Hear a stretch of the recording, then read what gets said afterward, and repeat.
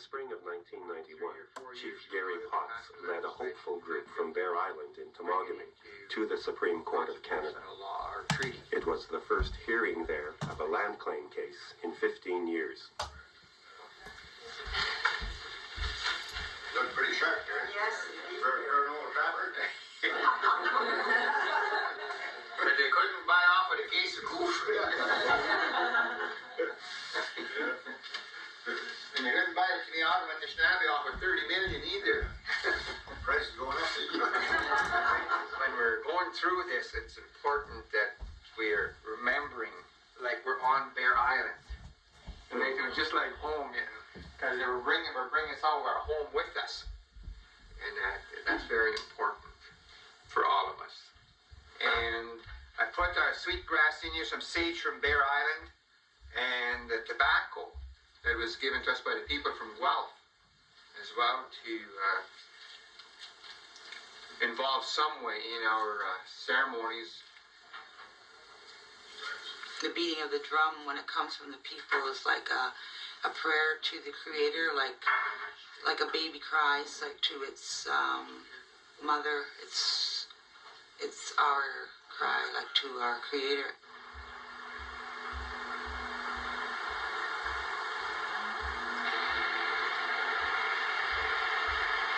The Teme-Augama Anishnabi's attachment to the land is rooted in 6,000 years of history. It's that identification with the land that fueled their determination to go to court. Elders, like 2nd Chief Rita O'Sullivan, want this territory protected for future generations. We're at the Obabaka Lake, and this rock is called the Shumis and the Kukumis. They represent the grandmother and the grandfather. Charlotte Pishabo said that when she came up with her parents years ago, that they always passed right close to this rock, and her father would offer tobacco on the way in so that they would have a good trapping season and a good winter.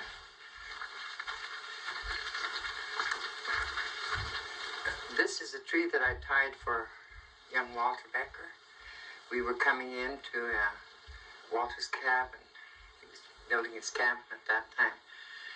And I tied this on the way in because I had never been anywhere with young Walter before. And years ago, they always, when we went somewhere new, to a different lake or a different portage, they always tied a tree for us like that, tied us to the land. I never tied a tree for my children, but I've tied them for my grandchildren. This is a historic day for the Teme-Augama Anishnabai. We've been trying since 1877 to get a treaty for our people, and finally, after years of refusal by the first provincial government, not a federal government, we are able to bring our case to the Supreme Court of Canada.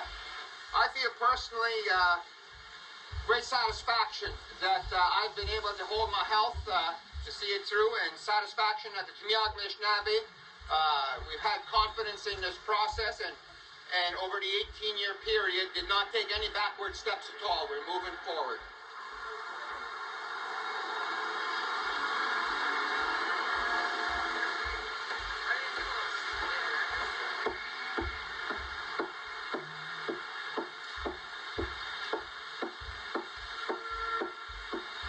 Since 73, we've worked on it since the caution was made.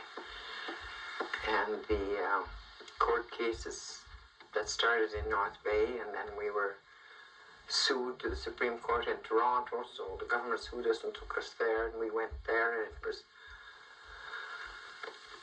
a long grind down there. We were over a year in court down there. And then we lost that case, and then we went back for the appeal, and we lost that. And then you began to wonder if there was justice in this country.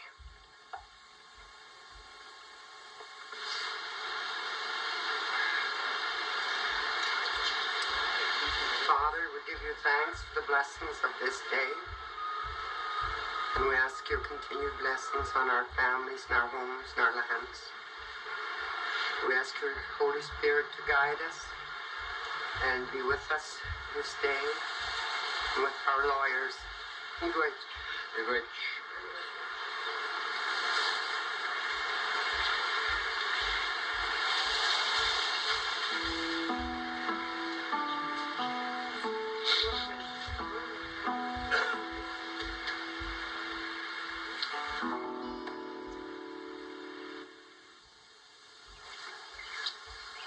Walter Becker was born on this site 77 years ago. Although his land now lies protected within the Wendobbin Stewardship Authority, modern forestry has already changed the landscape he has known and lived with all his life. He's cut all the trees down, that's for one thing.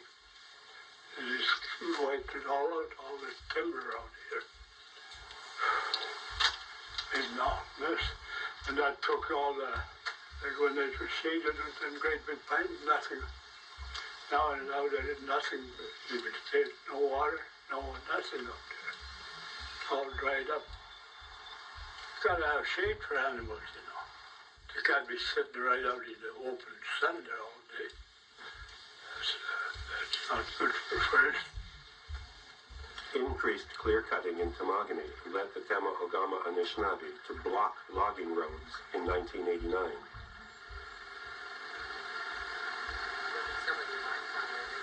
We don't need all the roads that's in the bush today. It makes such a mess when they make roads. It's terrible. They're big roads like this that are destroying everything in sight while they're making them. And as soon as the road goes in, the erosion starts. If they had been allowed to cut, we wouldn't have seen red pine here. And we were tired of many roads going all over, and it was time we had to stop the roads. You are interfering with the lawful use of the property of Carmen Construction and also the property of Her Majesty the Queen in the right of the province of Ontario. You are instructed to remove yourselves. Failure to do so will result in your arrest and charges under the Criminal Code of Canada. For the record, Sergeant Leclerc, it is my duty to inform you that this is not the property of Carmen Construction. It is not the property of the Ontario government. It is the property of the Teme-Augama Anishnabai, has been for 6,000 years, and will be for at least another 6,000 years. If the Creator helps us out, and the Creator keeps our land strong. Sergeant Mackay, please activate your arrest teams. I mean, we didn't do anything bad. All we did was sit on the road. We didn't go out there to destroy land or destroy machinery or anything like that. We just went out there to make known that we didn't want them to put that road in. For many years, I was so afraid that it would be lost because of personal quibbles, pettinesses, jealousies, that those kind of things would take people away from the larger picture, the strengths, the inherent strength that we have in our connection with the land. That fear was eliminated when our people stood on the Red Squirrel Road. 4 generations of people, Teme-Augama, were there. And the arrest the next day when we had people being arrested from 12 years old right up into their 70s. When I seen that, I knew my work was finished to a very large degree. Never again would the Teme-Augama Anishnabai be on the verge of extinction.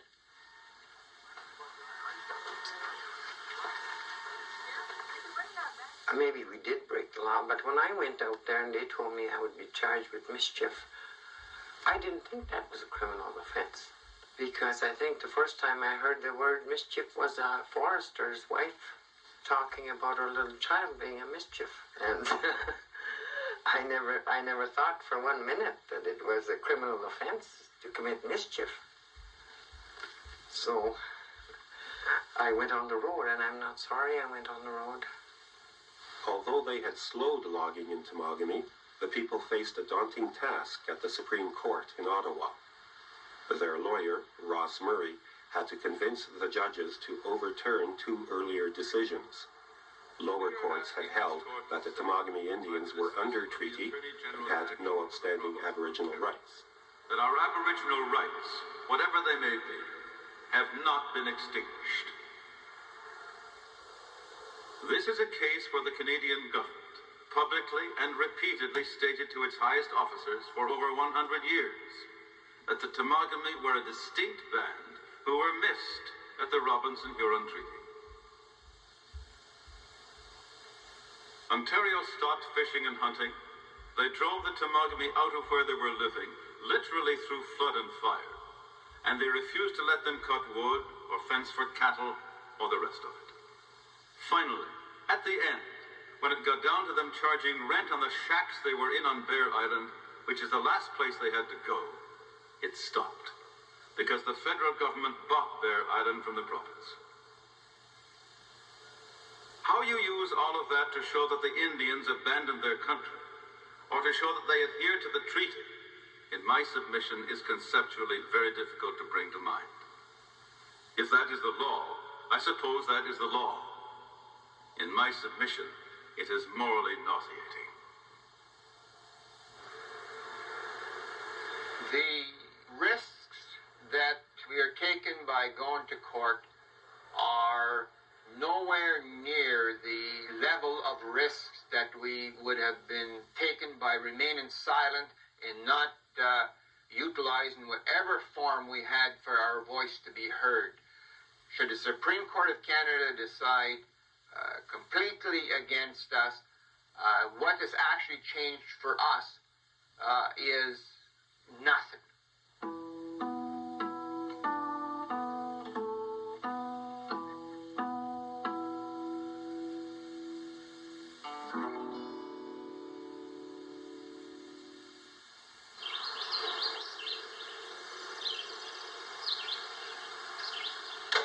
So down the Red Squirrel Road, about 45-minute drive, so it shouldn't take too long this morning.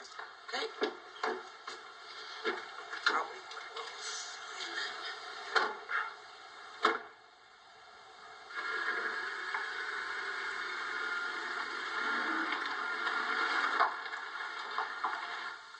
This is exactly the kind of thing that has all of our people very concerned, Dave, especially the elders. This is unacceptable, all these small trees that were left here. And that basically the idea is you have to treat the forest so that you at all times have intact the mature forest and all components in the forest. I have always been a person that's enjoyed working with public, but the ministry's direction has been much heavier in the last 10 years to get public involvement. And dealing with the band is just one more step. We're not part of the public, and we are the indigenous people of this land. This is our homeland. We're not the public. Like, we're the land itself, basically, and we have a government-to-government relationship with the province of Ontario, and I think that the bureaucracy is having a really hard time understanding that.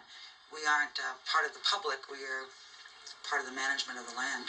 What we're finding is that they realize, and the governments have realized, they've run into something that they can't control.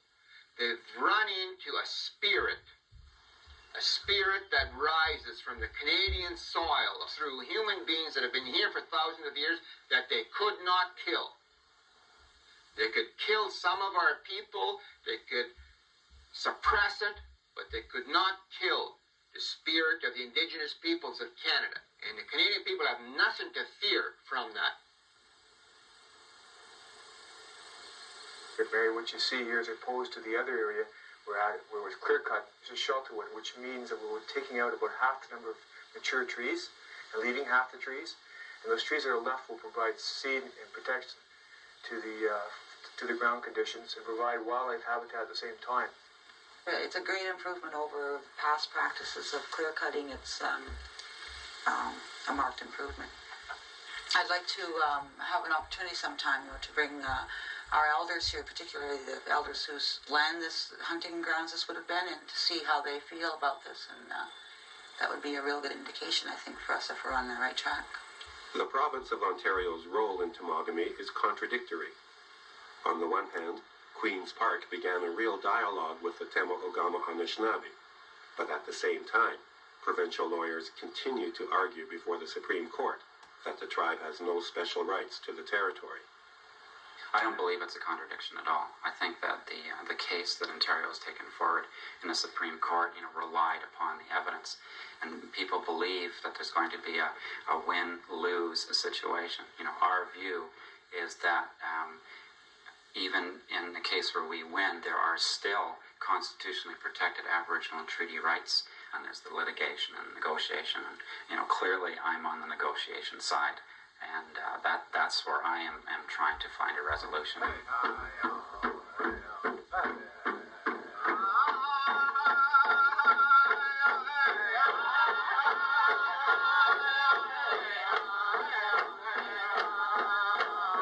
This is it.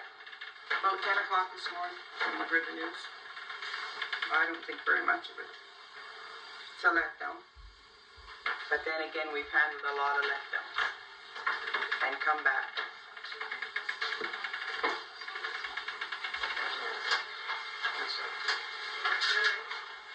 The tribe lost before the Supreme Court.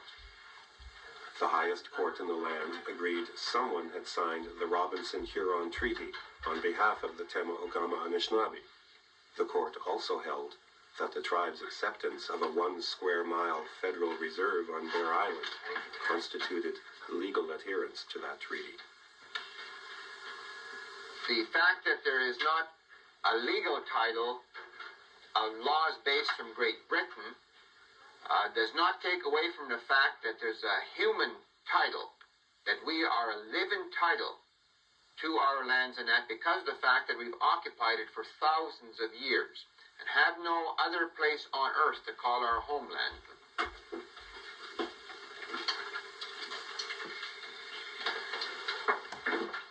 Well, I want to let the drummers know what the court said.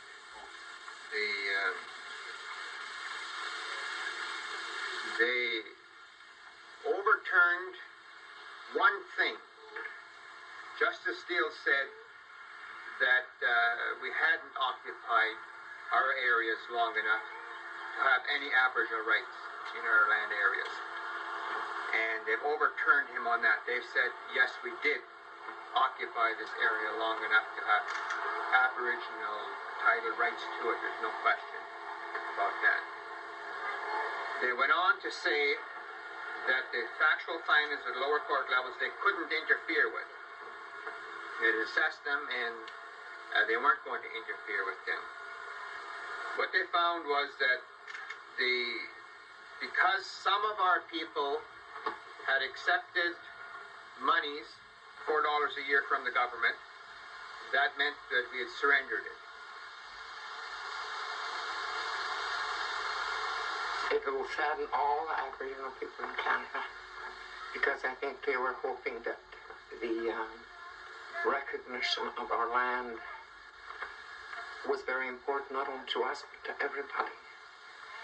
And to say that someone else signed our treaty, or we adhered to a treaty by getting $4, I think is outrageous. I never believed that the Supreme Court would uphold that. But that wasn't to be. And I think that we're all going to have to work a lot harder. All Native people now, all Aboriginal people. The court failed in its obligation to society to provide a clear understanding of the history of how Canada has evolved and how Ontario has evolved as well. And we've held together over 115 years in the face of long adversity, hard adversity, and that is what we must continue to do, because the only time you're defeated is when you accept defeat. The Teme-Augama Anishnabai are not defeated.